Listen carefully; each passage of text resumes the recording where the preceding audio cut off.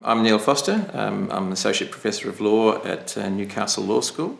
I actually became a Christian when I was, after I'd left school. So I went to a Christian conference. I went to an AFES conference actually, and I was hit by something that was said from the stage, and I realised, yes, I know this is true, and I actually haven't turned my life over to Jesus, so I want to do that.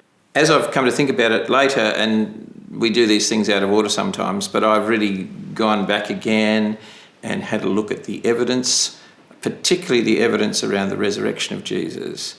And I've been thoroughly persuaded that it's reliable.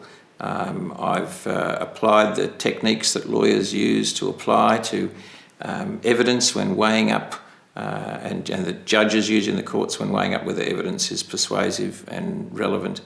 And I'm persuaded that there's very strong evidence that Jesus lived and died and rose again, and that people can stake their lives on that fact. We often get asked, how can you be a Christian and be a lawyer? I think the answer is that the Bible sees the legal system as a gift of God, something that has been provided to enable society to operate properly, to allow the punishment of wrongdoing, and lawyers play a role in the legal system.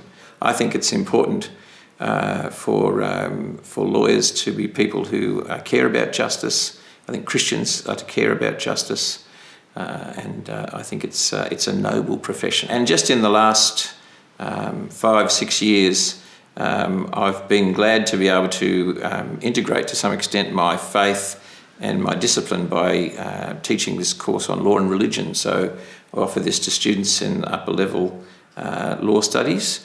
I don't require them to be Christians, of course, or have any religious commitment, but I think it's really helpful for them to understand that religion matters to lots of people, and that there are some important legal doctrines that will help them to serve clients in the future in this area.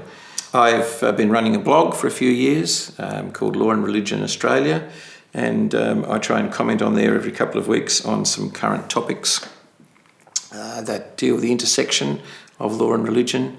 I hope this provides a service to people in the community so that they can see some of the things that are going on, and sometimes perhaps they can see a perspective on it that they don't get from other parts of the media.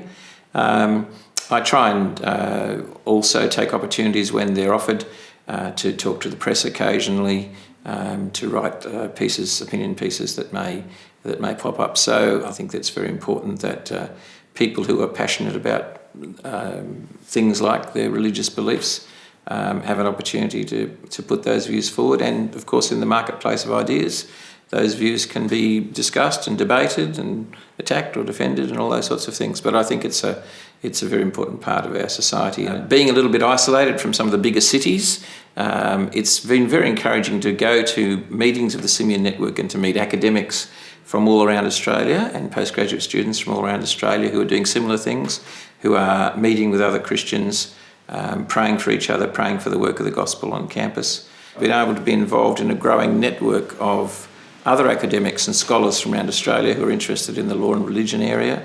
And so I've got to know other people who are also teaching in the area and researching in the area, and that's been encouragement to meet with other people. There are some people who are very committed to the cause of freedom of religion around the world, and I've received encouragement and support from a number of those, and so that's been good for me to continue to be able to do this work.